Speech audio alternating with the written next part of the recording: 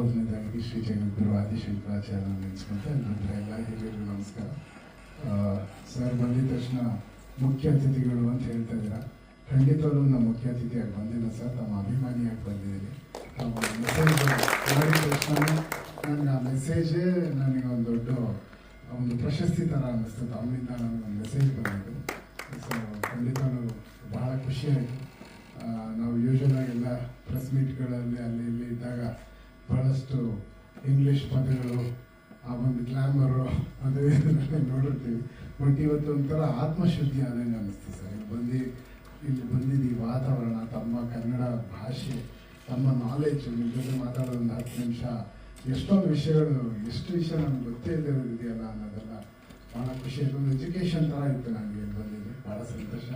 And Kishore sir ಅವರ ದೊಡ್ಡ ಅಭಿಮಾನಿ ನಾನು. ಅವ್ರು ಮಾತ್ರ ಇಂಥ ಪಾತ್ರಗಳು ಅಷ್ಟು ಚೊಕ್ಕವಾಗಿ ಮಾಡೋಕ್ಕಾಗೋದು, ಭಾಳ ಖುಷಿ ಇದೆ. ಆ್ಯಂಡ್ ಶಮಿತಾ ಮಲ್ನಾಡ್ ಅವರು, she is my sister.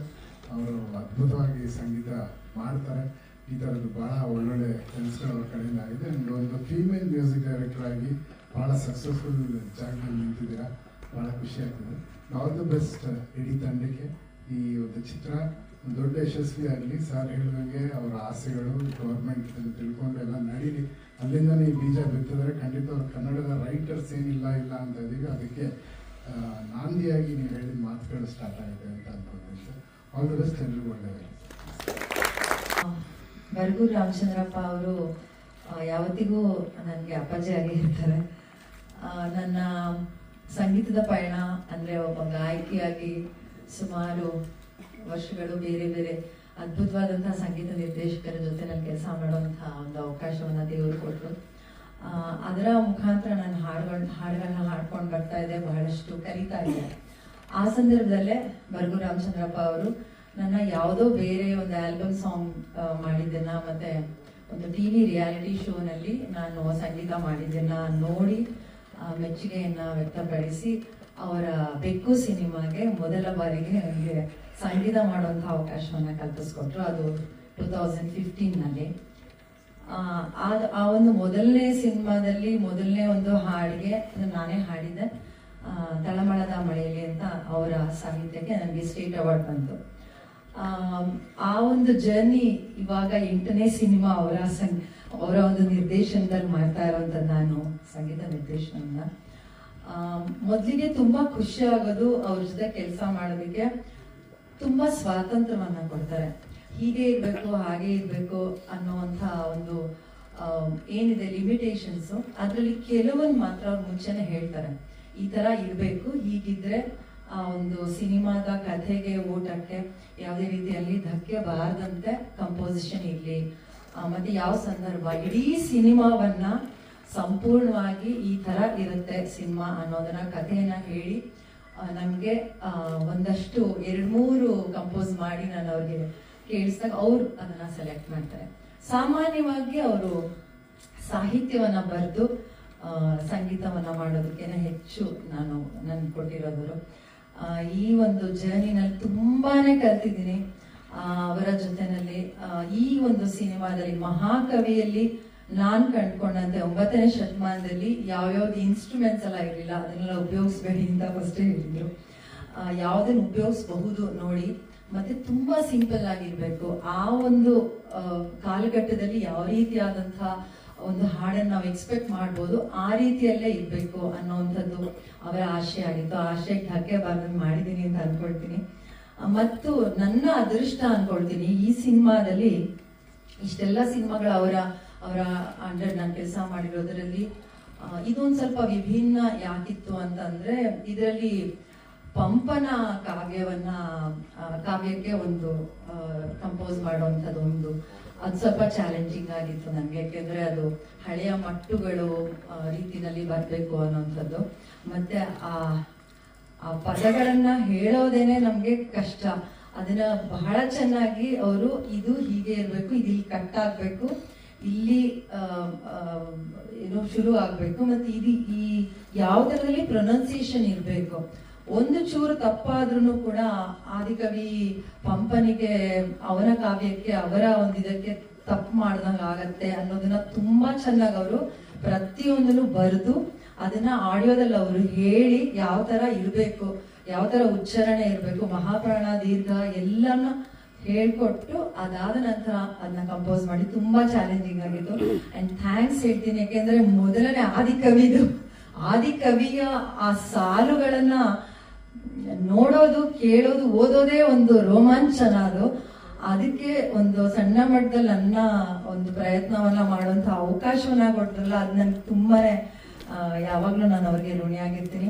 And ಈ ಒಂದು ಹಾಡನ್ನ ಹಾಡಿದ್ದು ನಮ್ಮ ಎಲ್ಲರ ಬಹಳ ಇಷ್ಟವಾದಂತಹ ಪ್ರಖ್ಯಾತ ಗಾಯಕರು ರಾಜೇಶ್ ಕೃಷ್ಣನ್ ಅವರು ಹಾಡನ್ನ ಹಾಡಿರೋದು.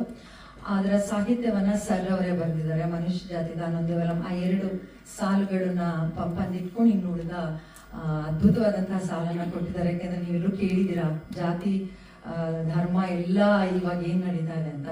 ಅಂಡ್ ಇಡೀ ಸಿನಿಮಾದಲ್ಲಿ ಎಲ್ಲರೂ ಅದ್ಭುತವಾಗಿ ಆಕ್ಟ್ ಮಾಡಿದ್ರೆ ನಮ್ಗೆ ರೀರೆಕಾರ್ಡಿಂಗ್ ಮಾಡ್ಬೇಕಾದ್ರೆ ರೋಮಾಂಚನ ಆಗ್ತಾ ಇತ್ತು. ಒಂದೊಂದು ಡೈಲಾಗ್ಸ್, ಒಂದೊಂದು ಸನ್ನಿವೇಶಗಳು ಇವಾಗಿನ ಕಾಲದಲ್ಲಿ ಈಗ ಏನ್ ನಾವು ನೋಡ್ತಿದೀವೋ ಅದೇ ರಾಜಕೀಯ ವ್ಯವಸ್ಥೆ, ಅದನ್ನೇ ಅವ್ರು ಎಷ್ಟು ಚೆನ್ನಾಗಿ ವಿಡಂಬನೆ ಮಾಡಿ ಎಷ್ಟು ಚೆನ್ನಾಗಿ ಮಾಡಿದ್ದಾರೆ ಅಂದ್ರೆ ತುಂಬಾನೇ ಚೆನ್ನಾಗಿದೆ. ತುಂಬಾನೇ ಮ್ಯೂಸಿಕ್ ಮಾಡ್ಬೇಕಾದ್ರೆ ಪ್ರತಿಯೊಂದು ಡೈಲಾಗ್ಸ್ ಇವಾಗ ಹಾಗೆ ನಡೀತಾ ಇದೆ ಅಲ್ವಾ ಅಂತ ಅನ್ನಿಸ್ತಾ ಇತ್ತು. ಅಷ್ಟು ಅದ್ಭುತವಾದಂತಹ ಚಿತ್ರಕ್ಕೆ ನನ್ನನ್ನ ಸಂಗೀತಕ್ಕೆ ಆಯ್ಕೆ ಮಾಡ್ತೀನಿ. ತುಂಬಾ ಧನ್ಯವಾದಗಳನ್ನ ತಿಳಿಸ್ತೀನಿ. ಅಂಡ್ ಆ ಮಟ್ಟುಗಳನ್ನ ಹಾಡಿರೋದು ಸಂತೋಷ್ ದೇವ್ ಅನ್ನುವಂಥ ಒಬ್ಬ ಉದಯೋನ್ಮುಖ ಗಾಯಕರು, ಅವ್ರಿಗೂ ಕೂಡ ಅವಕಾಶವನ್ನ ಕೊಟ್ಟಿದ್ದಾರೆ ಸರ್. ಸೊ ಇವರಿಬ್ರು ಈ ಚಿತ್ರದಲ್ಲಿ ಹಾಡಿದ್ದಾರೆ. ನನ್ನ ಹತ್ರ ಹಾಡ್ಸಿಲ್ಲ ಈ ಸರಿ, ಬರೀ ರೆಕಾರ್ಡಿಂಗ್ ಅಲ್ಲಿ ಮಾತ್ರ ಬಿಟ್ಸ್ ಹಾಡಿದ್ದೀನಿ. ಹಾಗೇನೆ ಇವತ್ತಿನ ಒಂದು ವಿಶೇಷವಾದಂತಹ ಹಾಡುಗಳ ಬಿಡುಗಡೆಗೆ ನನ್ನ ಪ್ರೀತಿಯ, ನಾನು ಅವ್ರನ್ನ ಅಣ್ಣವರು ಅಂತಾನೆ ಕರೆಯೋದು, ಅವ್ರ ಅಕ್ಕವ್ರೆ ಅಂತ ಹೇಳ್ತಾರೆ. ಅಷ್ಟು ಅದ್ಭುತವಾದಂತಹ ಬಾಂಧವ್ಯ ಇದೆ ಅವರ ಫ್ಯಾಮಿಲಿನಲ್ಲಿ ಕೂಡ. ಅವರ ಗೀತಾ ಅರ್ಜುನ್ ಇರ್ಬೋದು, ಅವರ ಅಮ್ಮ ಇರ್ಬೋದು, ಮಗಳಿರ್ಬೋದು, ಅವರೆಲ್ಲರೂ ನನಗೆ ಒಂದು ಕುಟುಂಬದ ರೀತಿಯಲ್ಲೇ. ಅಪ್ಪಾಜಿ ಅವ್ರ ಮನೆ ಹೇಗೋ ಅದೇ ಥರನೇ ಅರ್ಜುನ್ ಅವ್ರ ಮನೆ ಕೂಡ. ಅವರು ಇವತ್ತು ಬರ್ತಾರೆ ಅಂತ ಸರ್ ಹೇಳಿದಾಗ ಆಕ್ಚುಲಿ ಅಪ್ಪಾಜಿ ಫಸ್ಟೇ ಮಾತಾಡ್ಕೊಂಡ್ಬಿಟ್ಟಿದ್ರು, ನನ್ಗೆ ಗೊತ್ತಿರ್ಲಿಲ್ಲ. ಅರ್ಜುನ್ ಜನ್ಯ ಅವ್ರು ಬರ್ತಾ ಇದ್ರು ಅಂತ ತುಂಬಾನೇ ಖುಷಿ ಆಯ್ತು. ಒಂದು ದೊಡ್ಡ ಸರ್ಪ್ರೈಸ್ ನನ್ಗೆ ಅಪ್ಪಾಜಿ ಕೊಟ್ಟಿದ್ದು, ತುಂಬಾ ಖುಷಿ ಆಯ್ತು ಅವ್ರು ಬಂದಿದ್ದು. ಯಾಕೆಂದ್ರೆ ನನ್ನ ಆ ಜರ್ನಿನಲ್ಲಿ ಬಹಳ ಅದ್ಭುತವಾದಂತಹ ಹಾಡುಗಳನ್ನ ಅರ್ಜುನ್ ಅವ್ರ ಜನ್ಯ ಅವ್ರು ಕೊಟ್ಟಿದ್ದಾರೆ. ಮಧುರಾಭಿಸ್ ಮಾತಿಗೆ ಇರ್ಬೋದು, ಚುಟ್ಟು ಇರ್ಬೋದು, ನೀರಿಗೆ ಬಾರೆ ಇರ್ಬೋದು, ಎಷ್ಟೊಂದು ಹಾಡುಗಳು. ಅವ್ರಿಗೆ ಹಾಡಿರೋ ಹಾಡುಗಳೆಲ್ಲ ನನ್ನ ಹಿಟ್ ಲಿಸ್ಟ್ ನಲ್ಲಿದೆ. ಥ್ಯಾಂಕ್ ಯು ಸೋ ಮಚ್ ಅಣ್ಣವರೇ, ನೀವು ಬಂದಿದ್ದು ತುಂಬಾ ಖುಷಿ ಆಯ್ತು. ಎಲ್ಲರಿಗೂ ಧನ್ಯವಾದಗಳು. ಮುಖ್ಯವಾಗಿ ನಮ್ಮ ನಿರ್ಮಾಪಕರಾದಂಥ ರವಿ ಸರ್ ಅವ್ರಿಗೆ ಧನ್ಯವಾದಗಳನ್ನ ತಿಳಿಸ್ತೀನಿ. ಥ್ಯಾಂಕ್ ಯು ಅಪ್ಪಾಜಿ, ಥ್ಯಾಂಕ್ ಯು. ಈ ಜರ್ನಿ ಹೀಗೆ ಇಲ್ಲಿ 25, 35, 45, 50 ಆಗ್ಲಿ, ಎಲ್ಲದಕ್ಕೂ ನಾನೇ ಮ್ಯೂಸಿಕ್ ಮಾಡ್ಲಿ. Thank you. ಕನ್ನಡದ ಆದಿಕವಿ ಪಂಪನಿಗೆ ಗೌರವ ಸೂಚಿಸುವಂಥ ಒಂದು ಸಿನಿಮಾ ಏನಾಗಿದೆ ಅನ್ನೋದು, ನನಗೆ ಆ ಸಿನಿಮಾದಲ್ಲಿ ಆ ಪಾತ್ರ ಮಾಡೋದಕ್ಕೆ ಅವಕಾಶ ಸಿಕ್ಕಿದೆ ಅನ್ನೋದು ತುಂಬ ಹೆಮ್ಮೆಯ ವಿಷಯ. ಅದನ್ನು ಪ್ರಾಮಾಣಿಕವಾಗಿ ಮಾಡಿದೀವ ಇಲ್ಲ ಅನ್ನೋದು ಎಲ್ಲರೂ ಗೊತ್ತಾಗುತ್ತೆ. ಅದನ್ನು ತುಂಬ ಪ್ರಾಮಾಣಿಕವಾಗಿ ಮಾಡಿರ್ತಾರೆ ಅನ್ನೋ ಗ್ಯಾರಂಟಿ ನಾನು ಕೊಡ್ಬೋದು. ಯಾಕಂದರೆ ಬರ್ಗೂರು ಸರ್ ನಾನು ಹೇಳಿ ಮಾಡಿದ್ದೆ. ಬರ್ಗೂರು ಸರ್ ಸಿನಿಮಾ ಅಂದರೆ ಅದು ಬರೀ ಮನರಂಜನೆ ಮಾಧ್ಯಮ ಅಲ್ಲ, ಅದು ಪ್ರೇಕ್ಷಕರೊಂದಿಗಿನ ಸಂವಾದ, ಸಾಹಿತ್ಯಿಕವಾಗಿ ಎಲ್ಲ ರೀತಿಯಲ್ಲೂ ಪ್ರೇಕ್ಷಕರೊಂದಿಗಿನ ಒಂದು ಸಂವಾದ, ಅವರ ಮನಸ್ಸಿನಲ್ಲಿ ಒಂದು ಚಿಂತನೆಯನ್ನು ಹುಟ್ಟಾಕುವಂಥ ಒಂದು ಸಾಧನ ಅಂತ ನಾನು ಅಂದ್ಕೊಳ್ತೀನಿ. ಈ ಸಿನಿಮಾ ಬಗ್ಗೆ ಹೆಚ್ಚಿಗೆ ಇವಾಗ ಮಾತಾಡೋದು ಗೊತ್ತಿಲ್ಲ, ನಾನು ಮಾತಾಡೋದು ಸರ್ ಮಾತಾಡಲ್ಲ, ನಾನು ಮಾತಾಡ್ತೀನಿ. ಮುಖ್ಯವಾಗಿ ಇದು ಆಡಿಯೋ ರಿಲೀಸ್, ಈ ಸಿನಿಮಾದ ಆಡಿಯೋ ರಿಲೀಸ್. ಈ ಸಿನಿಮಾದ ಸಂಗೀತ ನಾನು ಕೇಳಿದ್ರೆ ನನಗೆ ಹಾಡು ಇದನ್ನು ರೋಲ್ಗೆ ಹೆಚ್ಚು ಮಾಡೋದ್ರಿಂದ ಕಮರ್ಷಿಯಲ್ ಸಿನಿಮಾದಲ್ಲಿ ಹಾಡುಗಳು ಕಡಿಮೆ ಸಿಗ್ತಲ್ಲ. ಸೊ ಹಾಡುಗಳು ರಚನೆ ಮಾಡೋದು ಸ್ವಲ್ಪ ಕಷ್ಟ ಕೆಲಸ. ಅದನ್ನು ಪರವಾಗಿಲ್ಲ ಅಂತ ಬಯಸಿದ್ದೀನಿ ಅಂದರೆ ಥ್ಯಾಂಕ್ಸ್ ಟು ಸರ್. ಜೊತೆಗೆ ಮ್ಯೂಸಿಕ್ ಕೂಡ, ಸಂಗೀತ ಕೂಡ, ಪಂಪನ ಕಾವ್ಯಕ್ಕೆ ಸಂಗೀತ ಮಾಡೋದು ಒಂದು ದೊಡ್ಡ ಚಾಲೆಂಜ್ ಅಂತ ಅನಿಸುತ್ತೆ ನನಗೆ. ಶಮಿತಾ ಮಲವಾಡ್ ಅವರ ಮ್ಯೂಸಿಕ್ ಪಂಪನ ಕಾವ್ಯಕ್ಕೆ ದನಿಯಾಗಿದೆ ಅಂತ ನನಗನ್ಸುತ್ತೆ. ಪಂಪನ ಕಾವ್ಯದ ಆತ್ಮವನ್ನು ತುಂಬ ಚೆನ್ನಾಗಿ ಚರಣಗಳು ತಗೊಂಡೋಗಿ ತಲುಪಿಸಿದ್ದಾರೆ ಅಂತ ನನಗನ್ಸುತ್ತೆ. ಅಷ್ಟೇ ಇಲ್ಲ, ಸಿನಿಮಾ ಬಗ್ಗೆ ಮಾತಾಡೋದಿಲ್ಲ. ಹಾಗಾಗಿ ಜೊತೆಗೆ ಪಂಪನ ಬಗ್ಗೆ ಸಿನಿಮಾ ಈಗ ಶಮಿತಾ ಹೇಳ್ತಾ ಇದ್ರು, ಇವತ್ತಿಗೂ ಇದೆಲ್ಲ ರಿಲೆವೆಂಟ್ ಆಗಿದೆ ಅಂತ ಹೇಳ್ಬೋದು. ಇವತ್ತಿನ ರಾಜಕೀಯ ವ್ಯವಸ್ಥೆ ಆವತ್ತಿನ ರಾಜಕೀಯ ವ್ಯವಸ್ಥೆ ಎಲ್ಲ ಎಷ್ಟು ಕಡೆ ಒಂದೇ ಥರ ಇದೆ ಅನ್ಸುತ್ತೆ. ಇವತ್ತಿಗೂ ರಾಜ್ಯಭಾರ ಮಾಡ್ತಾ ಇದ್ದಾರೆ ಇಲ್ಲಿ. ಸೊ ಅದರ ಮಧ್ಯ ಒಬ್ಬ ಕಲಾವಿದನ ಕೆಲಸನ ಪಂಪ ಹೇಗೆ ನಿಭಾಯಿಸ್ತಾ ಇರೋ ಅದೊಂದು ಮಾದರಿ ಆಗಬಹುದು ನಮಗೆಲ್ಲರಿಗೂ ಕಲಾವಿದರಿಗೆ, ಎಲ್ಲ ಕಲಾ ಮಾಧ್ಯಮಗಳಿರುವ ಕಲಾವಿದರಿಗೂ ಮಾದರಿ ಆಗಬಹುದು. ಈ ಸಿನಿಮಾ ಮೂಲಕ ನಾವೆಲ್ಲರಿಗೂ ಒಂದು ಚಿಂತನೆ ಹುಟ್ಟು ಹಾಕಿದ್ರೆ ಅದು ಈ ಸಿನಿಮಾ ಅದು ಸಾರ್ಥಕ ಅಂತ ನಾನು ಥ್ಯಾಂಕ್ ಯು. ತಡವಾಗಿ ಬಂದಿದ್ದಕ್ಕೆ ಎಲ್ಲರನ್ನೂ ಕ್ಷಮೆ ಕೇಳ್ತಾ ಇಲ್ಲಿ ಇರುವಂತಹ ಎಲ್ಲಾ ಗಣ್ಯರಿಗೂ ಹಾಗೆ ನಮ್ಮ ಪ್ರೀತಿಯ ಗುರುಗಳು ನಮ್ಮ ಹಿರಿಯ ನಿರ್ದೇಶಕರಾದ ಬರಗೂರು ರಾಮಚಂದ್ರಪ್ಪ ಸರ್ ಅವರಿಗೆ, ಹಾಗೆ ನಮ್ಮ ನಿರ್ಮಾಪಕರಿಗೆ, ನಮ್ಮ ಚಿತ್ರದ ಎಲ್ಲ ಕಲಾವಿದರಿಗೆ, ತಂತ್ರಜ್ಞರಿಗೆ, ಹಾಗೆ ನಮ್ಮ ಪ್ರೀತಿಯ ಮಾಧ್ಯಮ ಮಿತ್ರದವರಿಗೆ ನನ್ನ ಪ್ರೀತಿಯ ನಮಸ್ಕಾರಗಳು. ಮಹಾಕವಿ ಪಂಪ ಇದು ಕೇವಲ ಚಿತ್ರ ಅಷ್ಟೇ ಅಲ್ಲ, ನಮ್ಮ ಕನ್ನಡದ ಇತಿಹಾಸ, ಸಾಹಿತ್ಯ ಹಾಗೂ ನಮ್ಮ ಕನ್ನಡದ ಸಂಸ್ಕೃತಿಯನ್ನ ಮುಂಬರುವ ಪೀಳಿಗೆಗೆ ಅಥವಾ ಈ ತಲೆಮಾರಿಗೆ ಪರಿಚಯ ಮಾಡಿಸುವಂತಹ ಒಂದು ಸುಂದರ ಪ್ರಯತ್ನ ಮಾಡಿದ್ದೀವಿ. ಹಾಗೆ ಇಂತಹ ಐತಿಹಾಸಿಕ ಸಾಹಿತ್ಯ ಮಹತ್ವ ಇರುವಂತಹ ಒಂದು ಸಿನಿಮಾದಲ್ಲಿ ನಾನು ಭಾಗಿಯಾಗಿರೋದು ನನ್ನ ಅದೃಷ್ಟನೇ ಅಂತ ಅನ್ಕೋತೀನಿ. ಯಾಕಂದ್ರೆ ನಾನು ಈ ಸಿನಿಮಾದಲ್ಲಿ ಪಾತ್ರ ನಿರ್ವಹಿಸಿರೋದು ಪಂಪನ ಪತ್ನಿ. ಈ ಒಂದು ಪಾತ್ರ ತುಂಬಾ ಇತಿಹಾಸ ಹಾಗೂ ಭಾವನೆ ಇರುವಂತ ಪಾತ್ರ. ಇಂಥ ಪಾತ್ರ ನಾನು ಮಾಡಿರೋದು ನನ್ನ ವೃತ್ತಿ ಜೀವನಕ್ಕೆ ತುಂಬಾ ಗೌರವ ತಂದುಕೊಡುತ್ತೆ. ಇಂತಹ ಪಾತ್ರ ನನಗೆ ಕೊಟ್ಟಿರೋದಕ್ಕೆ ನಮ್ಮ ಗುರುಗಳು ಬರಗೂರು ರಾಮಚಂದ್ರಪ್ಪ ಸರ್ ಅವರಿಗೆ ನನ್ನ ಪ್ರೀತಿಯ ತುಂಬ ಹೃದಯದ ಧನ್ಯವಾದಗಳನ್ನ ತಿಳಿಸ್ತೀನಿ. Thank you so much. ಹಾಗೆ ಶಮಿತಾ ಮ್ಯಾಮ್ ಅವ್ರ ಮ್ಯೂಸಿಕ್ ತುಂಬಾ ಚೆನ್ನಾಗಿದೆ, ಸಿನಿಮಾಟೋಗ್ರಫಿ ತುಂಬಾ ಚೆನ್ನಾಗಿದೆ, ತುಂಬಾ ಅತ್ಯುತ್ತಮ ಲೊಕೇಶನ್ಸ್ ಗಳಲ್ಲಿ ನಾವು ಶೂಟ್ ಮಾಡಿದೀವಿ. ಸುಂದರಾಜ್ ಸರ್ ಹೇಳಿದಾಗೆ ಆದಿಕವಿ ಅಂತ ಬಂದಾಗ್ಲೇ ನಾವು ಈ ಒಂದು ಪ್ರದೇಶದಲ್ಲಿ ಶೂಟ್ ಮಾಡೋದು ಬಹಳ ಚಾಲೆಂಜಿಂಗ್ ಆಗಿರುತ್ತೆ. ಅದನ್ನ ತುಂಬಾ ಒಳ್ಳೊಳ್ಳೆ ಲೊಕೇಶನ್ಸ್ ನಲ್ಲಿ ನಮ್ಮ ನಿರ್ದೇಶಕರು ತುಂಬಾ ಚೆನ್ನಾಗಿ ಶೂಟ್ ಮಾಡಿದ್ದಾರೆ. ನಾನು ಸಿನಿಮಾ ನೋಡಿದೀನಿ, ಯಾಕಂದ್ರೆ ಇಂಟರ್ನ್ಯಾಷನಲ್ ಫಿಲ್ಮ್ ಫೆಸ್ಟಿವಲ್ ನಲ್ಲಿ ಸಿನಿಮಾ ಸ್ಕ್ರೀನಿಂಗ್ ಆಗಿತ್ತು. ಅವಾಗ ಸಿನಿಮಾ ನೋಡಿದಾಗ ನನ್ಗೆ ಎಷ್ಟು ಅತ್ಯುತ್ತಮವಾಗಿ ಬಂದಿದೆ ಅಂತ ಅನಿಸ್ತು. ಅಂಡ್ ನಾನು ಕೂಡ ನನ್ನ ಭಾಷೆ ಬೇರೆ, ಅದೇ ಸಿನಿಮಾದಲ್ಲಿರೋ ಜಕ್ಕರೆ ಪಂಪನ ಪತ್ನಿಯ ಭಾಷೆ ಬೇರೆ. ಆ ಒಂದು ಪಾತ್ರ ನಿರ್ವಹಿಸಬೇಕಾದ್ರೆ ನನ್ನ ಎಫರ್ಟ್ಸ್ ಎಲ್ಲಾನು ಹಾಕಿದ್ದೀನಿ. ಹಾಗೆ ನಮ್ಮ ಗುರುಗಳ ಮಾರ್ಗದರ್ಶನದಲ್ಲಿ ಅವರ ಅನುಭವ ಹಾಗೆ ಅವರ ಒಂದು ಮಾತು ಪ್ರತಿಯೊಂದು ತುಂಬಾನೇ ಕಲಿಸಿದೆ ನನಗೆ ಸಿನಿಮಾ ಮಾಡ್ಬೇಕಾದ್ರೆ. ಹಾಗೆ ಸಿನಿಮಾದಲ್ಲಿ ಎಲ್ಲಾ ಹಿರಿಯ ಕಲಾವಿದರಿದ್ದಾರೆ. ಇಂಥ ನಿಮ್ಮೆಲ್ಲರ ಜೊತೆಗೂ ನಾನು ಸ್ಕ್ರೀನ್ ಶೇರ್ ಮಾಡಿರೋದು, ನಿಮ್ಮೆಲ್ಲರ ಜೊತೆಗೆ ಆಕ್ಟ್ ಮಾಡಿರೋದು ಕೂಡ ನನ್ನ ಅದೃಷ್ಟ. ಹಾಗೆ ಕಿಶೋರ್ ಸರ್ ಎಂತಹ ಅತ್ಯುತ್ತಮ ಅಂದ್ರೆ ಒಳ್ಳೆ ಅದ್ಭುತ ನಟ ಅಂತ ನಿಮ್ಮೆಲ್ಲರಿಗೂ ಗೊತ್ತು. ಅಷ್ಟು ಒಳ್ಳೊಳ್ಳೆ ಸಿನಿಮಾಗಳು ಮಾಡೋದು ತುಂಬಾ ತುಂಬಾ ತುಂಬಾ ಸಿಂಪಲ್ ಪರ್ಸನ್ ನಾನು ನನ್ನ ಕೆರಿಯರ್ ಅಲ್ಲಿ ನೋಡಿರುವಂತ ವ್ಯಕ್ತಿಗಳಲ್ಲಿ. ನಿಮ್ಮೊಟ್ಟಿಗೆ ಕೆಲಸ ಮಾಡಿದ್ದು ತುಂಬಾ ಖುಷಿಯಾಗಿದೆ ಸರ್, ಒಂದು ವಿಶೇಷ ಅನುಭವ ಕೂಡ ನನಗೆ. Thank you so much. ಹಾಗೆ ನಮ್ಮ ಕನ್ನಡ ನಾಡು ಸಂಸ್ಕೃತಿ ಹಾಗೆ ಇತಿಹಾಸವನ್ನ ಎತ್ತಿ ಹಿಡಿದಿರುವಂತಹ ಸಿನಿಮಾ ಮಹಾಕವಿ ಪಂಪ. ಇಂತಹ ಸಿನಿಮಾಕ್ಕೆ ನಿಮ್ಮೆಲ್ಲರೂ ಬೆಂಬಲ ಜಾಸ್ತಿನೇ ಇರಬೇಕು, ಆಶೀರ್ವದಿಸಿ ಬೆಂಬಲಿಸಿ, ಹಾಗೆ ನಿಮ್ಮ ಪ್ರೀತಿ ನಮ್ಮ ಸಿನಿಮಾ ಮೇಲೆ ಇರಲಿ ಅಂತ ಕೇಳ್ಕೊಂತೀನಿ. Thank you so much. ಅಭಿಮಾನಿಗಳಿಗೆ ಈ ಮಹಾಕವಿ ಚಿತ್ರದ ಪ್ರದರ್ಶನಕ್ಕೆ ಸ್ವಾಗತ ಕೋರ್ತಾ, ನನ್ನ ಮತ್ತು ಬರಗೂರು ಕುಟುಂಬಕ್ಕೆ ಬಹಳ ಹತ್ತಿರದ ನಂಟಿತ್ತು. ಆ ನಂಟು ನನ್ನನ್ನು ಅನೇಕ ಸಿನಿಮಾಗಳಲ್ಲಿ ಭಾಗವಹಿಸುವಂಥ ಕೆಲಸವನ್ನು ಮಾಡಿಕೊಟ್ಟಿದ್ದಾರೆ ನಮ್ಮ ಇಷ್ಟ.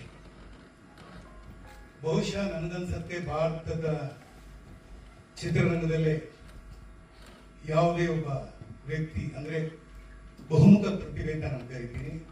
ಅವರು ವೃತ್ತಿನಲ್ಲಿ ಅಧ್ಯಾಪಕರು, ಪ್ರೊಫೆಸರು, ನಾಡೋಜ ಆಗಿದ್ದಾರೆ. ಆದರೆ ಎಲ್ಲ ಕ್ಷೇತ್ರದಲ್ಲೂ ಅವರು ಭಾಷಣ ಮಾಡಿದ್ರೆ ಕೇಳುವಂತೆ ಇರುತ್ತೆ, ಅವರು ಪುಸ್ತಕ ಬರೆದ್ರೆ ಓದುವಂತೆ ಇರುತ್ತೆ, ಆ ಸಿನಿಮಾಗಳು ಮಾಡಿದಾಗ ನೋಡುವಂತೆ ಇರುತ್ತೆ, ಕೇಳುವಂತನೂ ಇರುತ್ತೆ. ಬಹುಶಃ ನನಗನ್ಸುತ್ತೆ ಭಾರತ ದೇಶದಲ್ಲಿ ಯಾವುದೇ ಒಬ್ಬ ಟೀಚರ್ ಒಂದು 25 ಸಿನಿಮಾ ಮಾಡಿರೋದು ಇಲ್ಲ ಅಂತ ನಾನು ಅನ್ಕೊಂಡಿದ್ದೀನಿ. ಯಾರು ಮಾಡಿಲ್ಲ, ಬಹುಶಃ ನೀವು ಒಬ್ಬರೇ ಮಿಸ್ಟರ್ ಫಸ್ಟ್. ಎರಡನೇದು, ಅವ್ರು ಏನೇ ಕೆಲಸ ಮಾಡಲಿ ಅದನ್ನ ಹೃದಯಕ್ಕೆ ಹತ್ರ ಇಟ್ಕೊಂಡು ಮಾಡ್ತಾರೆ. ಅದೇನೋ ಮಾಡಬೇಕು, ಸಿನಿಮಾ ಮಾಡಬೇಕು ಅನ್ನೋ ಒಂದು ಕಾಟಾಚಾರಗಳು ಸಿನಿಮಾ ಮಾಡೋದಿಲ್ಲ. ಬಹಳ ಅಧ್ಯಯನ ಮಾಡಿ ಪ್ರತಿಯೊಂದು ಸಿನಿಮಾದ ಮೂಲಕ ಒಂದು ಸಂದೇಶವನ್ನು ಕೊಡೋದ್ರ ಮೂಲಕ ಸಿನಿಮಾವನ್ನ ಮಾಡ್ತಾರೆ. ಹಾಗಾಗಿ ಅವರ ಅನೇಕ ಸಿನಿಮಾಗಳಲ್ಲಿ 25 ಸಿನಿಮಾಗಳಲ್ಲಿ ನಾನು ಮತ್ತೆ ಪ್ರೇಮಳಾ ಒಂದು 15 ಸಿನಿಮಾ ಮಾಡಿ, ನಾನೊಂದು 15 ಸಿನಿಮಾ ಮಾಡಿದ್ದೀನಿ.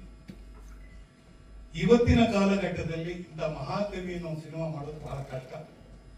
ಯಾಕೆಂದ್ರೆ ಒಂದು ನಮ್ಗೆ ಆ ತರದ ಒಂದು ಪ್ರದೇಶಗಳೇ ಸಿಗೋದಿಲ್ಲ. ಮೊನ್ನೆ ಯಾವುದೋ ಒಂದು ವಿಚಾರಕ್ಕೆ ನಾವು ಕೇಳ್ತಾ ಇದ್ವಿ, ಸರ್ಕಾರದಲ್ಲಿ ನಮ್ಮ ವಾಣಿಜ್ಯ ಮಂಡಳಿಗೆ ಒಂದು 5 ಎಕರೆ ಜಾಗ ಬೇಕು ಬೆಂಗಳೂರಲ್ಲಿ ಅಂತ ಕೇಳಿದಾಗ ಬೆಂಗಳೂರಲ್ಲ ಸುತ್ತಮುತ್ತ ಇಡೀ ನಮ್ಮ ಗ್ರಾಮಾಂತರ ಆಗ್ಬೋದು ಅಥವಾ ಬೆಂಗಳೂರು ನಗರ ಆಗ್ಬೋದು 1 ಎಕರೆನೂ ಸಿಗೋದಿಲ್ಲ ಅಂತ ಹೇಳಿದ್ರು. ಈ 1 ಎಕರೆ ಜಾಗ ಸಿಗದೆ ಇರಬೇಕಾದ್ರೆ ಪಂಪನ ಮಹಾಕವಿ ಸಿನಿಮಾ ಮಾಡ್ಬೇಕಾದ್ರೆ ನಮ್ಗೆಲ್ಲೂ ದೀಪಕಂಬಗಳು ಕಾಣಿಸ್ಬಾರ್ದು, ವೈರ್ಗಳು ಇರಬಾರ್ದು, ಬಸ್ ಓಡಾಟ ಇರಬಾರ್ದು. ಇವೆಲ್ಲ ಮಾಡಬೇಕಾದ್ರೆ ಬಹಳ ಕಠಿಣವಾದ ಕೆಲಸ.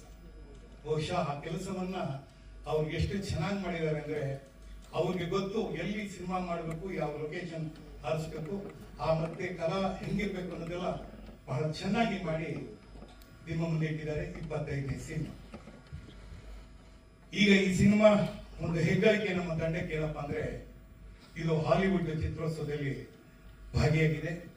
ಇನ್ನೇನು ಪ್ರಶಸ್ತಿ ಪ್ರಕಟಣೆ ಆಗಬೇಕಾಗಿದೆ. ಬೆಸ್ಟ್ ಫಾರಿನ್ ಫಿಲ್ಮ್ ಅಂತ ಬರೋದಲ್ಲಿ ನನಗೆ ನಂಬಿಕೆ ಇದೆ. ಯಾಕೆಂದ್ರೆ ಇದು ಒಂದೊಂದು ಫ್ರೇಮ್ ನಾನು ನೋಡ್ತಾ ಇದ್ದಾಗ ನನ್ಗನ್ಸ್ತು ಯಾವುದೋ ಒಂದು ಲೋಕಕ್ಕೆ ಹೋಗ್ಬಿಟ್ಟಿದೆ. ಅಂದ್ರೆ ಸುಮಾರು 1000 ವರ್ಷಗಳ ಹಿಂದಿನ ಒಂದು ಚಿತ್ರೀಕರಣ ಮಾಡ್ತಂದ್ರೆ ಆ ಲೊಕೇಶನ್ ನೋಡುವಾಗ ಅನ್ಸುತ್ತೆ ಎಷ್ಟು ಶ್ರಮ, ಎಷ್ಟು ಶ್ರದ್ಧೆ ಇದೆ ಅನ್ನೋದು ಗೊತ್ತಾಗುತ್ತೆ. ಮುಖ್ಯವಾಗಿ ಈ ಸಿನಿಮಾ ಮಾಡ್ಬೇಕಾದ್ರೆ ನಾವು ಯಾವತ್ತೂ ಒಂದು ನಿರ್ಮಾಪಕರನ್ನ ಅನ್ನದಾತರು ಅಂತ ಕರಿತೀವಿ. ಹಾಗಾಗಿ ನಮ್ಮ ಪ್ರಭು ಅವರು ನಿಜವಾಗ್ಲೂ ನೀವು ಪ್ರಭು ಆಗಿದ್ದೀರಾ. ಈ ಸಿನಿಮಾಗೆ ಬಂಡವಾಳ ಹಾಕಿ ಇದಕ್ಕೆ ಒಂದು ಒಳ್ಳೆ ಸಂದೇಶ ಕೊಟ್ಟಿದ್ದೀರಾ. ತುರ್ತಿನಲ್ಲಿ ಅವರು ವಕೀಲರಾದ್ರೂ ಕೂಡ ಒಳ್ಳೆ ಡಿಸಿಷನ್ ತಗೊಂಡಿದ್ದೀರಾ. ಸಿನಿಮಾ ಮಾಡೋದ್ರಲ್ಲಿ ನಿಮ್ಮ ಆಯ್ಕೆನೇ ಮೊದಲು ಸರಿ ಇದೆ ಅಂತ ನಾನು ಹೇಳಕ್ಕೆ ಇಷ್ಟಪಡ್ತೀನಿ. ಎರಡನೇದು ಕಿಶೋರ್. ನನಗೆ ಒಂಥರ ವ್ಯಕ್ತಿ ನೋಡಿದಾಗ ಏನಪ್ಪ, ಒಂದ್ ಕಡೆ ವೀರಪ್ಪನ್ ರೋಲ್ ಮಾಡ್ತಾರೆ, ಇನ್ನೊಂದ್ ಕಡೆ ಮಹಾಕವಿ ಮಾಡ್ತಾರೆ, ಕಂಪನ್ ರೋಲ್ ಮಾಡ್ತಾರೆ. ನನ್ಗೆ ಅವ್ರು ಮೋಟರ್ ಸೈಕಲ್ ಬಂದಿನ ತಕ್ಷಣ ಯಾರಪ್ಪ ಇದು ಅಂದ್ ನೋಡಿದ್ರೆ ನಮ್ ಕಿಶೋರ. ನಿಜವಾಗ್ಲೂ ಒಂಥರ ಅವ್ರನ್ನ ನೀರಿಗೆ ಹೋಲಿಸ್ಬೋದು. ನೀರಿಗೆ ಎಲ್ಲ ಹಾಕಿದ್ರೆ ಎಲ್ಲ ಅದರ ಆಕಾರನ ತೆಗೆದುಕೊಳ್ಳೋ ಹಾಗೆ ಅವ್ರು ಮಾಡೋ ಎಲ್ಲ ಪಾತ್ರಗಳು ಕೂಡ ಹಾಗೆ ಇರುತ್ತೆ. ತುಂಬಾ ಅದ್ಭುತವಾಗಿ ಕಾಣಿಸ್ತಾ ಇದ್ದೀರಾ. ಹಾಗೆ ನಮ್ಮ ಹೀರೋಯಿನ್ ಕೂಡ. ಆದ್ರೆ ಈ ಒಂದು ಸಮಾರಂಭಕ್ಕೆ ಒಬ್ಬ ವ್ಯಕ್ತಿ ಬೇಕು. ಇದನ್ನ ಮುಖ್ಯ ಅತಿಥಿಗಳು ಅಂತ ಕೇಳಿದಾಗ ನನಗಂತೂ ಬಹಳ ಇಷ್ಟ ಅರ್ಜುನ್ ಜನ್ಯ.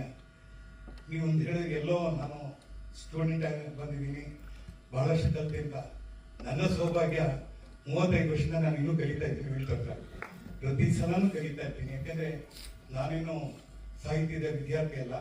ಆದ್ರೆ ಪ್ರತಿ ಸಲ ಅವ್ರ ಹತ್ರ ಹೋಗಿ ಕೂತ್ಕೊಂಡಾಗ ಏನಾದ್ರು ಒಂದು ತಿಳುವಳಿಕೆ ಮಾಡಿ ಕಳಿಸ್ಕೊಡ್ತಾ ಇದ್ದಾರೆ. ಈ ಚಿತ್ರಕ್ಕೆ ನಮ್ಮ ಸುರೇಶ್ ಅರಸ್ ಅವರು ಎಡಿಟಿಂಗ್ ಮಾಡಿದ್ದಾರೆ. ನಾಗರಾಜ್ ಅದ್ವಾನಿ ಅವರು ಕ್ಯಾಮ್ರಾ ವರ್ಕ್ ಮಾಡಿದ್ದಾರೆ. 5 ಜನ ಕಲಾವಿದರಲ್ಲಿ ಭಾಗವಹಿಸಿದ್ದಾರೆ.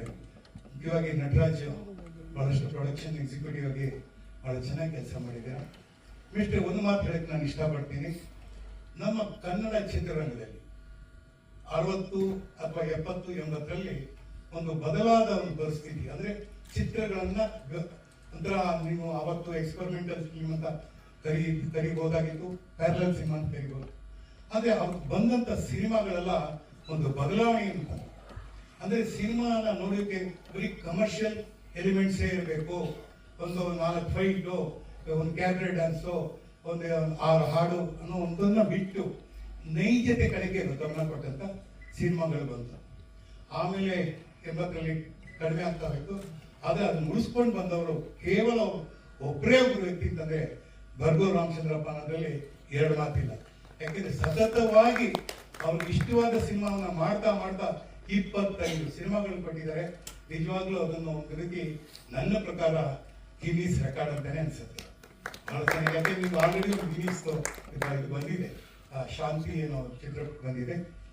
ನನ್ನ ಒಂದು ಸಿನಿಮಾ ತಾಯಿ ಅಂತ ಮಾಡಿದೆ. ಅದಕ್ಕೆ ನಮಗೆ ರಾಷ್ಟ್ರ ಪ್ರಶಸ್ತಿ ಹಾಗೂ ರಾಜ್ಯ ಪ್ರಶಸ್ತಿ ತಂದು ಕೊಟ್ಟಂತ ಕೀರ್ತಿ ಬರ್ಗೂರು ರಾಮಚಂದ್ರಪ್ಪಗೆ ಸಲ್ಲುತ್ತೆ. ಆಕ್ಚುಲ್ ಆಗಿ 25ನೇ ಸಿನಿಮಾ ನಾನೇ ಮಾಡಬೇಕು ಅಂತ ಬಹಳ ಆಸೆ ಇಟ್ಕೊಂಡಿದ್ದೆ. ಆದ್ರೆ ಪ್ರಭು ಅವರು ಓವರ್ಟೇಕ್ ಮಾಡಿದ್ರು ನಾನು. ಇರ್ಲಿ, 26ಕ್ಕೆ ನಾನು ಇದೀನಿ ಮಿಸ್ಟ್ರೆ, ಯೋಚನೆ ಮಾಡಬೇಡಿ, ಖಂಡಿತ ಮಾಡ್ತೀವಿ. ಮುಖ್ಯವಾಗಿ ನೀವೊಂದು ಮಾತು ಹೇಳಿದ್ರಿ, ಸಿನಿಮಾ ಥಿಯೇಟರ್ನ ಕೊರತೆ ಇದೆ. ನಿಜ. ನಮ್ಮಲ್ಲಿ ಸಿನಿಮಾ ಮಾಡುವ ಪ್ರತಿಯೊಬ್ಬ ನಿರ್ಮಾಪಕನಿಗೂ ಹಾಗೂ ನಿರ್ದೇಶಕನಿಗೂ ಏನಪ್ಪಾ ಅಂದ್ರೆ ಕನ್ನಡ ಚಿತ್ರಗಳಿಗೆ ಚಿತ್ರಮಂದಿರ ಸಿಗ್ತಾ ಇಲ್ಲ ಅನ್ನೋದು ಕೊರಗು ನನಗೂ ಕೂಡ ಇದೆ. ಯಾಕೆಂದ್ರೆ ನಮ್ಮ ಗೊತ್ತಿಲ್ಲ, ಒಳ್ಳೊಳ್ಳೆ ಸಿನಿಮಾಗಳು ಬರ್ತಾ ಇದೆ, ಆದ್ರೆ ಬೆಳಗ್ಗೆ ಅಲ್ಲಿ ಬೆಳಗಿನ ಶೋ ಕೊಡ್ತಾರೆ, ಇಲ್ಲ ಅಂದ್ರೆ ಮಧ್ಯಾಹ್ನ ಕೊಡ್ತಾರೆ. ನಾನು ಹೇಳೋದು ಪ್ರೈಮ್ ಟೈಮ್ ಕೊಡಬೇಕು. ಕರ್ನಾಟಕದಲ್ಲಿ ಕನ್ನಡ ಸಿನಿಮಾಗಳಿಗೆ ಆದ್ಯತೆ ಇಲ್ಲ ಅಂತಂದ್ರೆ ಇನ್ಯಾವ ಸಿನಿಮಾ ಕೊಡಬೇಕು? ಭಾಷೆ ನಮ್ದು, ನೆಲ ನಮ್ದು, ಎಲ್ಲ ನಮ್ದು, ಸರ್ಕಾರ ನಮ್ದು, ಆದ್ರೆ ಕನ್ನಡ ಚಿತ್ರಗಳಿಗೆ ಸಿನಿಮಾ ಥಿಯೇಟರ್ಸ್ ಇಲ್ಲ. ಒಂದ್ ಮಾತು ನೀವು ಹೇಳಿದ್ದೀರಾ, ಎಲ್ಲೆಲ್ಲಿ ಜಿಲ್ಲಾ ಪ್ರದೇಶಗಳಿದೆ, ಅಲ್ಲೆಲ್ಲಿ ಎಲ್ಲೆಲ್ಲಿ ರಂಗಮಂದಿರಗಳಿದೆ, ಅಲ್ಲಿ ಕೇವಲ 100 ಸೀಟುಗಳು, 100-150 ಆಸನಗಳಿರುವಂತ ಒಂದು ವ್ಯವಸ್ಥೆನ ಮಾಡ್ಕೊಡಿ ಅಂತ ನಾವು ಕೂಡ ಸರ್ಕಾರಕ್ಕೆ ಮನವಿ ಮಾಡಿದ್ದೀವಿ.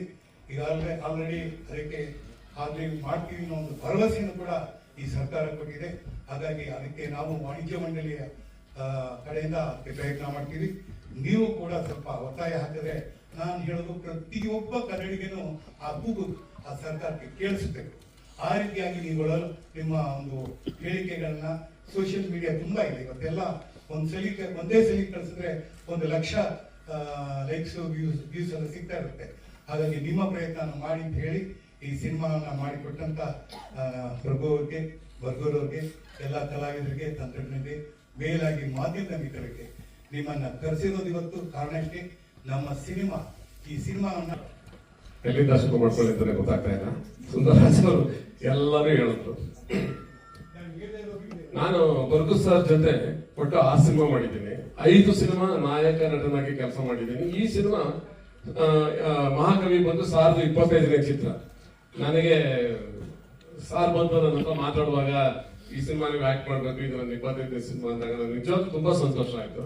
ಆಕ್ಚುಲಿ ನಂದು ಒಂದು ಗೆಸ್ಟ್ ಅಪಿಯರೆನ್ಸ್. ನಾನು ಪ್ರತಿ ಸರಿ ಸಾರ್ ಜೊತೆ ಕೆಲಸ ಮಾಡುವಾಗ ನನ್ನ ಕತೆ ಕೇಳಲ್ಲ. ಅವ್ರಿಗೆ ಆ ಪಾತ್ರ ನಾನೇ ಮಾಡ್ಬೇಕು ಅಂತ ಮನ್ಸಲ್ಲಿದ್ದಾಗ ಅವ್ರು ಹೇಳೋದು, ಅಮ್ಮ ನೀವು ಈ ಪಾತ್ರ ಮಾಡಿ ಅಂತ. ಹಾಗಾಗಿ ನಾನು ಈ ಸಿನಿಮಾ ಏನೋ ಒಂದು ಸಾರ್ಗೆ ನನ್ನ ಬಗ್ಗೆ ಕಾನ್ಫಿಡೆಂಟ್ ಇದೆ, ನನಗೆ ಸಾರ್ ಬಗ್ಗೆ ಕಾನ್ಫಿಡೆಂಟ್ ಇದೆ. ನಾನು ರಾಜ ಕೇಸರಿ ಪಾತ್ರ ನಾನು ಮಾಡಿದೆ. ಒಳ್ಳೆ ಅನುಭವ. ಪ್ರತಿ ಸಿನಿಮಾದಲ್ಲೂ ನಾನು ಮಾಡಿದಂತ ಪಾತ್ರ ಬರ್ಗು ಸರ್ ಸಿನಿಮಾದಲ್ಲಿ ನನಗೆ ಸಿಗುತ್ತೆ. ಆ ಪಾತ್ರ ಏನಾದ್ರು ತುಂಬಾ ಚೆನ್ನಾಗಿ ಬಂದಿದ್ರೆ ಅದು ಆಕ್ಟ್ ಮಾಡಿಸಿರೋದು ಸಾರ್ ನನ್ನ ಕೈನಲ್ಲಿ ಆ ಕೆಲಸ ತಗ್ಸಿರೋದು ಅಂತ ಹೇಳಕ್ ನಾನು ಇಷ್ಟಪಡ್ತೀನಿ. It's a wonderful experience. Actually ನಾನು ಇನ್ನೂ ಸಿನಿಮಾ ನೋಡಿಲ್ಲ. ಸಿನಿಮಾ ನೋಡಿದ್ರೆ ಬಹುಶಃ ಸಿನಿಮಾದ ಬಗ್ಗೆ ಜಾಸ್ತಿ ಸ್ವಲ್ಪ ಹೇಳ್ಬೋದಾಗಿತ್ತು. ಇನ್ನ ಪಪ್ಪನ್ ಪಾತ್ರ ಮಾಡಿರೋಂತ ನಮ್ಮ ಈಶ್ವರ್ ಅವ್ರ ಬಗ್ಗೆ ನಿಜವಾಗ್ಲೂ ಖುಷಿ ಆಗುತ್ತೆ. ಒಂದೊಂದ್ಸರಿ ನಾನು ಅನ್ಕೊಳ್ತೀನಿ ನಾನೇ ಸಿಂಪ್ಲಿಸಿಟಿ ಇದ್ದೀನಿ ಅಂತ. ಅವರು ನಿಜವಾಗ್ಲೂ ಅವ್ರನ್ನ ನೋಡೋದ್ಮೇಲೆ ಗೊತ್ತಾಯ್ತು ಇನ್ನೂ ನಮ್ಮ ಸ್ವಲ್ಪ ಏನೋ ಒಂಚೂರು ಅಹಂಕಾರ ಎಲ್ಲ ಇದೆ ಅಂತ. Very good actor. ತುಂಬಾ ಕಲ್ತಿದ್ದೀನಿ ನಾನು ಕಿಶೋರ್ ಅವ್ರ ಜೊತೆ. ಇನ್ನ ಮ್ಯೂಸಿಕ್ ಬಂದ್ರೆ ಶಮಿತಾ ಮಲ್ನಾಡ್ ಅವರು ನಿಜವಾಗ್ಲೂ ಒಳ್ಳೆ ಮ್ಯೂಸಿಕ್ ಕೊಟ್ಟಿದ್ದಾರೆ. ಆಕ್ಚುಲಿ ನಾ ಬೇಕು ಅಂತ ಒಂದು ಸಿನಿಮಾ ನಾನು ನಿರ್ಮಾಣ ಮಾಡಿದ್ದೆ, ಸಾರೇ ಅದಕ್ಕೆ ಡೈರೆಕ್ಷನ್ ಮಾಡಿದ್ರು. ಅದಕ್ಕೆ ಅವ್ರಿಗೆ ರಾಜ ಪ್ರಶಸ್ತಿನೂ ಬಂದಿತ್ತು. ಅದಾದ್ಮೇಲೆ ನಾಗರಾಜ್ ಆದ್ವಾನಿ ಅವರು ನಿಜವಾಗ್ಲೂ ಪೇಂಟಿಂಗ್ ತರ ದೃಶ್ಯ ಕಾವ್ಯನ ಇದು ಮಾಡಿದ್ದಾರೆ. ನಿಜವಾಗ್ಲೂ ಖುಷಿ ಆಗುತ್ತೆ. ಒಂದೇನಂದ್ರೆ ಈ ತರ ಸಿನಿಮಾ ನಮ್ಮ ಕನ್ನಡ ಜನ ನೋಡ್ಬೇಕು, ಪ್ರೋತ್ಸಾಹಿಸ್ಬೇಕು ಅನ್ನೋದೇ ನಮ್ಗೆ ಖುಷಿ. ಯಾಕಂದ್ರೆ ನಾವೇ ಸಿನಿಮಾ ಮಾಡಿ ನಾವೇ ಅದನ್ನ ಖುಷಿ ಪಡೋದ್ರಲ್ಲಿ ಮಜಾ ಇರಲ್ಲ. ಒಬ್ಬ ನಿರ್ಮಾಪಕನಾಗಿ ನನಗೆ ಅದೊಂದು ಆಸೆ ಇದೆ, ಹೆಚ್ಚು ಜನಕ್ಕೆ ಇದು ತಲುಪಬೇಕು ಅಂತ. ಇನ್ನ ಬರ್ಗು ಸರ್ ಬಗ್ಗೆ ನಾನು ಹೇಳಕ್ ಒಂದು ಇಷ್ಟಪಡ್ತೀನಿ.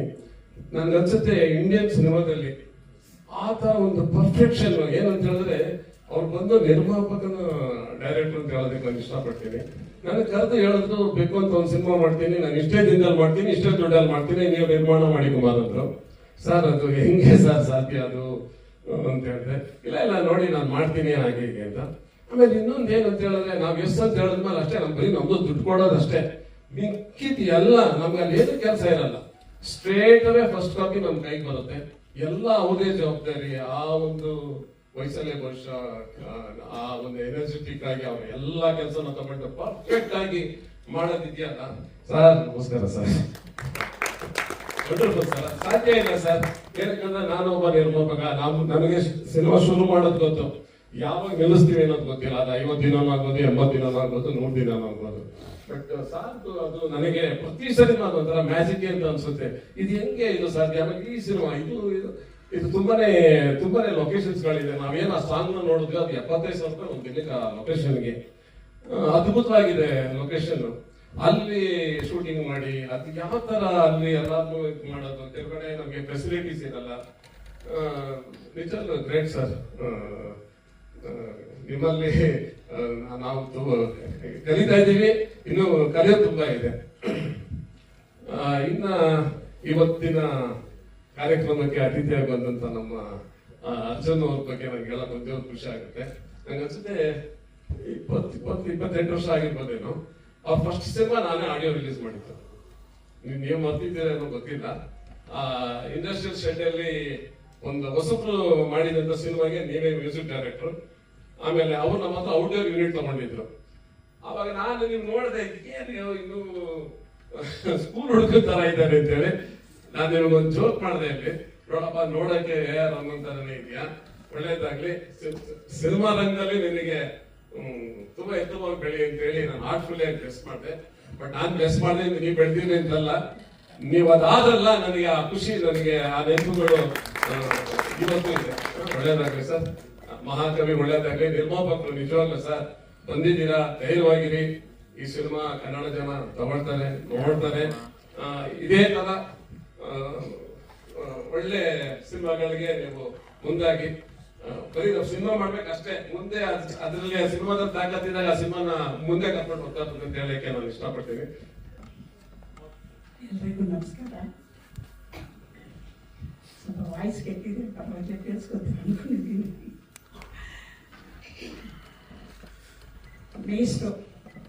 ಮೇಸ್ಟ್ ಅಂತ ಹೇಳಿದ್ರೆ ಬರ್ಗೂರು ರಾಮಚಂದ್ರಪ್ಪ ಅವರು ಅಂತ ಹೇಳ್ತಾರೆ. ನಾವೆಲ್ಲ ಮೇಸ್ಟ್ ಅಂತ ಹೇಳಿನೇ ಅಭ್ಯಾಸ ಆಗೋಗಿದೆ ಅವರನ್ನು ಕಲಿಯೋದು. ಅವರ ಮೊದಲನೇ ಚಿತ್ರದಲ್ಲಿ ನಾನು ಮಾಡಿಲ್ಲ, ಆದರೆ ಎರಡನೇ ಚಿತ್ರದಿಂದ ಅವರು ನಿರ್ದೇಶನ ಫಸ್ಟ್ ಶುರು ಮಾಡಿ ಎರಡನೇ ನಿರ್ದೇಶನದ ಚಿತ್ರದಲ್ಲಿ ಶುರು ಮಾಡಿದ್ದು. ಈ 25ನೇ ಚಿತ್ರದವರೆಗೂ ನಾನು ಆಕ್ಟ್ ಮಾಡಿದ್ದೀನಿ. ಇದು ನನಗೆ ಬಹಳ ಖುಷಿಯಿಂದ ಹೇಳ್ಕೊಳ್ಳುವಂಥದ್ದು. ಪ್ರತಿ ಸಿನಿಮಾಗೂ ಅವರು ಎಲ್ಲೋ ಮಧ್ಯದಲ್ಲಿ ಒಂದೆರಡು ಕಾರಣಾಂತರಗಳಿಂದ ನಾನು ಮಾಡದೇ ಇರಬಹುದು, ಯಾವುದಾದ್ರೂ ತೊಂದರೆಗಳಿಂದ ನಾನು ಮಾಡಿಲ್ಲ ಅನ್ಸುತ್ತೆ, ಒಂದೆರಡು ಸಿನಿಮಾ ಅಷ್ಟೇ.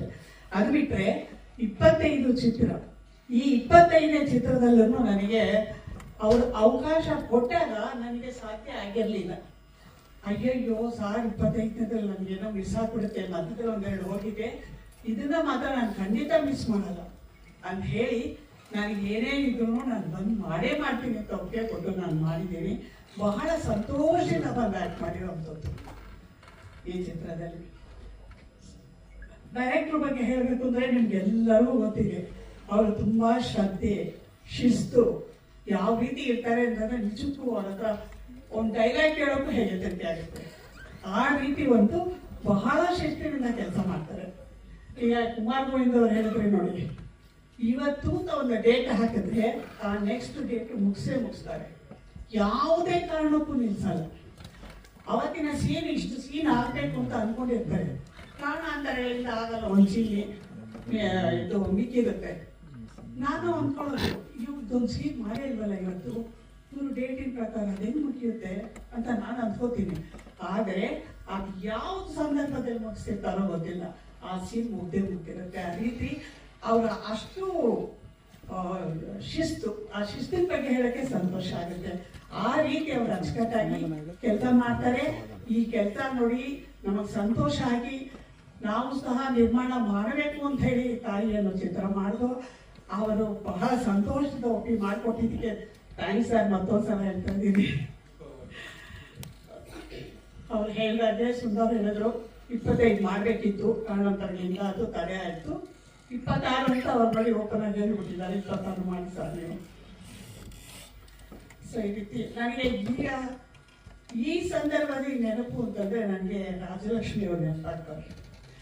ಯಾಕೆ ಅಂತಂದ್ರೆ ನನ್ನ 2ನೇ ಚಿತ್ರದಿಂದನೂ ಅವರು ನನಗೆ ಒಂಥರ ತಾಯಿ ಸ್ಥಾನ ಅಂತ ಹೇಳ್ಬೋದು. ಆ ರೀತಿ ನಾನು ಅವ್ರ ಜೊತೆಯಲ್ಲಿ ಇದ್ಕೊಂಡು ಬಂದಿದ್ದೀನಿ. ಪ್ರತಿ ಸಲ ಪ್ರತಿ ಚಿತ್ರ ಮಾಡಬೇಕಾದ್ರೆ ನನಗೆ ಅವ್ರು ತುಂಬ ನೆನಪಾಗ್ತಾರೆ. ಇವತ್ತು ಅದು ತುಂಬಾ ನೆನಪಾಯಿತು. ಇದಿದೆ ಚೆನ್ನಾಗಿರ್ತಿತ್ತು ಅಂತಲೂ ಅನ್ಸುತ್ತೆ. ಆದರೆ ಅವ್ರ ಆಶೀರ್ವಾದ ನಾವೆಲ್ರಿಗೂ ಇದೆ ಅಂತಲೇ ನಾನು ಅಂದ್ಕೊಂಡಿದ್ದೀನಿ. ನಮ್ಮ ಕಿಶೋರ್ ಅವ್ರ ಬಗ್ಗೆ ಹೇಳಬೇಕು ಅಂತಂದರೆ ಅವ್ರು ಯಾವ ಪಾತ್ರಕ್ಕೂ ಸೈ. ಒಂದು ಕಡೆ ಕಾಕಿ ಕಲರ್ ಬಟ್ಟೆ ಹಾಕೊಂಡು ಮಾಡೋದಕ್ಕೂ ಸೈ, ಕಾವಿ ಬಟ್ಟೆ ಹಾಕೊಂಡು ಮಾಡೋದಕ್ಕೂ ಸೈ. ಆ ರೀತಿ ಅವರು ಎಲ್ಲ ಪಾತ್ರನೂ ಬಹಳ ಚೆನ್ನಾಗಿ ಅಭಿನಯಿಸ್ತಾರೆ. ಈಗ ನೀವು ನೋಡಿದ್ದೀರಾ, ಇದು ಹಿಂದಿನ ಚಿತ್ರಗಳಲ್ಲೂ ನೋಡಿದ್ದೀರಾ, ಅವರ ಪಾತ್ರಗಳು ಹಲವಾರು ಪಾತ್ರಧಾರಿಗಳಲ್ಲಿ ಮಾಡಿದ್ದಾರೆ. ಅದೆಲ್ಲನೂ ಆ ರೀತಿ ಮಾಡ್ತಾರೆ. ಇವತ್ತಿನ ಈ ಚಿತ್ರದಲ್ಲಿ, ಮಹಾಕವಿ ಚಿತ್ರದಲ್ಲಂತೂ ತುಂಬಾ ಚೆನ್ನಾಗಿ ಮಾಡಿದ್ದಾರೆ. ಹೇಗೆ ಚೆನ್ನಾಗಿ ಮಾಡಿದ್ದಾರೆ ಅಂತ ನಾನು ಹೇಳ್ಬಲ್ಲೆ, ಯಾಕೆಂದ್ರೆ ನಾವು ಜೊತೆಲಿ ಕಾಂಬಿನೇಷನ್ ಆಗಿ ಕೆಲಸ ಮಾಡಿದ್ದೀವಿ. ನಾವು ಕೆಲಸ ಮಾಡಿದಾಗ ಆ ಸನ್ನಿವೇಶಗಳಲ್ಲಿ ಅವರ ಅಭಿನಯ ನಾನು ನಿಜವಾಗ್ಲೂ ಒಂಥರ ರೋಮಾಂಚನ ಆಗೋದು ಕೆಲವೊಂದು ದೃಶ್ಯಗಳಲ್ಲಿ.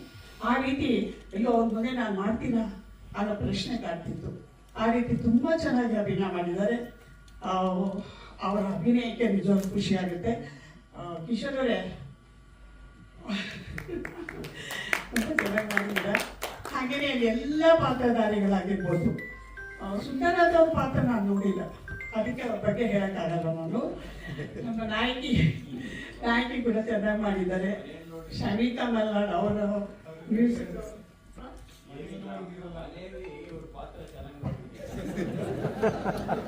ನೋಡಿ, ಎಷ್ಟು ಬಿಟ್ಕೊಡಲ್ಲ. ಸಾಮಾನ್ಯವಾಗಿ ಎಲ್ಲ ಚೆನ್ನಾಗಿ ಮಾಡ್ತಾರೆ ಪಾತ್ರ ಅಂತ ನೋಡಿ. ಎಲ್ಲರೂ ಅವರ ಪಾತ್ರಗಳಲ್ಲಿ ತುಂಬಾ ಚೆನ್ನಾಗಿ ಮಾಡಿದ್ದಾರೆ. ತುಂಬಾ ಚೆನ್ನಾಗಿ ಅಭಿನಯ ನೋಡೋದಕ್ಕೆ ಅಷ್ಟು ಚೆನ್ನಾಗಿರುತ್ತೆ. ಇದಕ್ಕೆ ಎಲ್ಲದಕ್ಕೂ ಮುಖ್ಯವಾಗಿ ನಾನು ಕೇಳ್ಕೊಳ್ಳೋದು ಮಾಧ್ಯಮದವರಿಗೆ ಒಂದು ಮನವಿ ಕೂಡ ನಾನು ಮಾಡಬಲ್ಲೆ. ಯಾಕೆಂದ್ರೆ ನೀವು ಹೆಚ್ಚು ಈ ರೀತಿ ಚಿತ್ರಗಳಿಗೆ ನೀವು ಪ್ರಚಾರ ಕೊಡಬೇಕು. ಪ್ರಚಾರ ಮಾಡಿದಾಗ ಪ್ರೇಕ್ಷಕರು ಚಿತ್ರಮಂದಿರಿಗೆ ಬಂದು ಚಿತ್ರ ನೋಡಬೇಕು. ಆ ರೀತಿ ನೀವು ಒಂದು ರೀತಿ ಸಹಾಯ ಅಂತ ಹೇಳ್ಬೋದು. ಮಾಧ್ಯಮದ ನಮ್ಗೆ ಹೆಲ್ಪ್ ಮಾಡಿದ್ರೆ ಚಿತ್ರ ಚೆನ್ನಾಗಾಗುತ್ತೆ, ಪ್ರೇಕ್ಷಕರು ಬರ್ತಾರೆ. ಆ ರೀತಿ ನೀವು ಕೂಡ ನಮ್ಮ ಜೊತೆಲಿ ಸೇರಿ ಹುಡುಗಬೇಕು. ಪ್ರೇಕ್ಷಕರು ಬಂದು ಚಿತ್ರನ ಯಶಸ್ವಿ ಮಾಡಲಿ ಅಂತ ಕೇಳ್ಕೊತಾ ಇದ್ದೀನಿ. ನಿರ್ಮಾಪಕರಿಗೂ ಥ್ಯಾಂಕ್ಸ್ ಹೇಳ್ತೀನಿ. ಕರಡಿಪುರ ಅನ್ನುವಂತಹ ಚಿತ್ರ ಸುಂದರರಾಜ್ ಮತ್ತು ಮೇಘನಾ ಮೇಡಮ್ ಬಹಳ ಬಾಲ ನಟಿಯಾಗಿ ನಟ, ಅಲ್ಲಿಂದ ಸುಂದರಣ್ಣ ಬಹಳ ವಿಶೇಷ. ಒಂದು ಬಡವರವರ ಚಿತ್ರಗಳು ಅಂದ್ರೆ ಒಂದು ಕೌಟುಂಬಿಕವಾದ ವಾತಾವರಣ ಇದೆ. ನಾನು ಅನೇಕ ಕರಡಿಪುರದಿಂದ ಆರಂಭವಾದ ಒಂದು ಜರ್ನಿ ಇಲ್ಲಿಯವರೆಗೂ ಬಂದಿದೆ. ಬರಗೂರವರ 25ನೇ ಈ ಚಿತ್ರ ಬಹಳ ವಿಶೇಷವಾಗಿ ಹಾಲಿವುಡ್ ಸ್ಪರ್ಧೆಯಲ್ಲಿದೆ. ಭಾರತದ, ಅದರಲ್ಲೂ ಕನ್ನಡದ ಒಂದು ಚಿತ್ರ ವಿದೇಶಿ ವಲಯದ ಸ್ಪರ್ಧೆಯಲ್ಲಿರುವುದು ನಾವೆಲ್ಲ ಕನ್ನಡಿಗರು ಸಂತೋಷ ಪಡಬಹುದಾದ ಒಂದು ವಿಷಯ. 25 ಚಿತ್ರಗಳ 50 ವರ್ಷಗಳ ಅವರ ಜರ್ನಿ, ಅಸಾಧಾರಣವಾದ ಕಷ್ಟ, ಕಾರ್ಪಣ್ಯ ಮತ್ತು ಪ್ರಶಸ್ತಿಯ ಗೌರವ ಇವೆಲ್ಲವುಗಳ ಸಮ್ಮಿಲನವಾಗಿ ಬರಗೂರವರು ಆರಂಭಿಸಿದ ಚಿತ್ರ ಜೀವನ ಇದೆಯಲ್ಲ, ಅದು ಬಹಳ ವಿಶೇಷವಾದ್ದು. ಕನ್ನಡ ಮೇಷ್ಟ್ರೊಬ್ಬರಿಗೆ ಎಷ್ಟು ವೈವಿಧ್ಯವಾದ ಒಂದು ಶಕ್ತಿ ಇದೆ, ಅಭಿವ್ಯಕ್ತಿಯ ಸಾಧ್ಯತೆಗಳು, ಟ್ಯಾಲೆಂಟ್ ಅನ್ನುವಂಥದ್ದಕ್ಕೆ ಅವರು ಸಾಕ್ಷಿಯಾಗಿದ್ದಾರೆ. ರಾಜೇಂದ್ರ ಸಿಂಗ್ ಬಾಬು, ಗಿರೀಶ್ ಕಾಸರವಳ್ಳಿ, ಬರಗೋ ರಾಮಚಂದ್ರಪ್ಪ ಇವರೆಲ್ಲರೂ ಚಿತ್ರರಂಗ ಬಂದೇ 50 ವರ್ಷ ಆಗಿದೆ. ಅವರು ಚಿತ್ರ ನಿರ್ಮಾಣ ಮಾಡ್ಲಿಕ್ಕೆ ಶುರುವಾಗಿರೋದಕ್ಕೆ ಅರ್ಧ ಶತಮಾನ ಆಗಿದೆ ಅಂದ್ರೆ ಅದು ಕನ್ನಡ ನಾಡಿನ ಒಂದು ವಿಶೇಷವಾದಂತಹ ಹೆಗ್ಗಳಿಕೆಯ ವಿಷಯ. ಮತ್ತು ತಾವು ಮಾಡಿದ 25 ಚಿತ್ರಗಳಿಗೂ ಒಂದಿಲ್ಲೊಂದು ಮತ್ತು ಅನೇಕ ಪ್ರಶಸ್ತಿಗಳನ್ನ ಪಡೆದಂತಹ ಹೆಗ್ಗಳಿಕೆ ಬರಗೂರವರು ಸಾಹಿತ್ಯಾಗಿ ಎಷ್ಟು ಮುಖ್ಯನೋ ಹಾಗೆ ದೃಶ್ಯದ ಅಭಿವೃದ್ಧಿಯಲ್ಲೂ ಕೂಡ ಅಷ್ಟೇ ಮುಖ್ಯರಾದಂತಹ ನಿರ್ದೇಶಕ. ಪಂಪನ 2 ಕಾವ್ಯಗಳನ್ನ ಆಧರಿಸಿ ಅವನ ಇತಿವೃತ್ತವನ್ನ ಇಟ್ಟುಕೊಂಡು ಅಥವಾ ಅವನ ಜೀವನದ ವಿವರಗಳನ್ನ ಆಧರಿಸಿ ಚಿತ್ರಿಸಿರುವಂತಹ ಮಹಾಕವಿ ಕನ್ನಡ ಚಿತ್ರ ಚರಿತ್ರೆಯಲ್ಲೇ ಒಂದು ವಿಶಿಷ್ಟವಾದ ಅನೇಕ ಬಗೆಯ ಈ ರೀತಿಯ ಅಂದ್ರೆ ಸಾಹಿತ್ಯ ಮತ್ತು ಅಧಿಕಾರಕ್ಕೂ ಮತ್ತು ಸಾಹಿತ್ಯಕ್ಕೂ ಮತ್ತು ರಾಜಕಾರಣಕ್ಕೂ ಇರುವಂತಹ ಸಂಬಂಧದ ಅನೇಕ ಸೂಕ್ಷ್ಮಗಳನ್ನ ಈ ಚಿತ್ರ ವಿವರಿಸುತ್ತೆ. 2 ಪ್ರಧಾನವಾದಂತಹ ದೃಶ್ಯಾವಳಿಗಳಿವೆ. ಒಂದು ಆದಿಪುರಾಣದಿಂದ ಭರತ ಬಾಹುಬಲಿಯರ ಸಂಘರ್ಷ ಅಥವಾ ಯುದ್ಧ, ನಮ್ಮಿಬ್ಬರಿಗೆ ಸಂಬಂಧಪಟ್ಟ ಯುದ್ಧ ನಮ್ಮಿಬ್ಬರಿಗೆ ನಡಿಬೇಕೆ ಹೊರತು ನಮ್ಮ ಸಲುವಾಗಿ ಬೇರೆಯವರು ಜೀವತ್ಯಾಗವನ್ನು ಮಾಡಬಾರದು ಅನ್ನುವಂತಹ ಒಂದು ವಿವೇಕವನ್ನ ಕನ್ನಡ ನಾಡಿಗೆ ಮೊದಲು ಕೊಟ್ಟವನು ಪಂಪ. ಹಾಗೆ ಅದು ಪ್ರಾಕೃತದಲ್ಲಿ ಬಹಳ ದೊಡ್ಡ ಚರ್ಚೆಯ ವಿಷಯ. ಅದು ಆ ಮೀಮಾಂಸೆಯೇ ಇವತ್ತಿಗೂ ನಮ್ಮ ನಡುವೆ ಕಳೆದಿದೆ. ಇವತ್ತಿನ ಯುದ್ಧದ ಅನೇಕ ವಿಷಯಗಳನ್ನ ಅದು ಚರ್ಚೆ ಮಾಡುತ್ತೆ. ಎರಡನೆಯದು ಕುಲದ ಪ್ರಶ್ನೆ. ಅಭಿಮಾನ ಒಂದೇ ಕುಲಂ ಎಮ್ಮ ಕುಲಂಗಳು ನಿಮ್ಮನೆಯ ಮುಗ್ಗಡಿಪಿ ತಿಂಬುವೆ ಎನ್ನುವಂತಹ ಪಂಪನ ಪ್ರಸಿದ್ಧವಾದಂತಹ ಕುಲದ ಪ್ರಶ್ನೆಯನ್ನ ಮತ್ತು ಕುಲದ ಕಾರಣಕ್ಕಾಗಿ ಕರ್ಣ ಹೇಗೆ ಬಲಿಪಶು ಆಗ್ತಾನೆ ಅನ್ನುವಂತಹದ್ದು. ಇಡೀ ನಾಯಕತ್ವದ ಪ್ರಶ್ನೆ ಬಂದಾಗ ಪಂಪ ಭಾರತದ ನಿಜವಾದ ನಾಯಕ ಯಾರು ಅನ್ನುವಂತಹ ಚರ್ಚೆಯಲ್ಲಿ ಪಂಪನೇ ಆ ಕಾವ್ಯದ ನಾಯಕ ಅನ್ನುವಂತಹ ಒಂದು ಧ್ವನಿಪೂರ್ಣವಾದ ಕಾವ್ಯದ 10ನೇ ಆಶ್ವಾಸದ ಬಹುಮುಖ್ಯವಾದ ಒಂದು ದೃಶ್ಯಾವಳಿಯನ್ನ ಮೇಷ್ಟ್ರು ಬಹಳ ಚೆನ್ನಾಗಿ ಚಿತ್ರಿಸಿದ್ದಾರೆ. ಬಹಳ ಚಿಕ್ಕದೇ, ಆದ್ರೆ ಚಿಕ್ಕದ್ದು ಹೇಳ್ಬೋದಾದ ಎಲ್ಲ ವಿಷಯವನ್ನು ಅವರು ಬಹಳ ಧ್ವನಿಪೂರ್ಣವಾಗಿ ಹೇಳಿದೆ.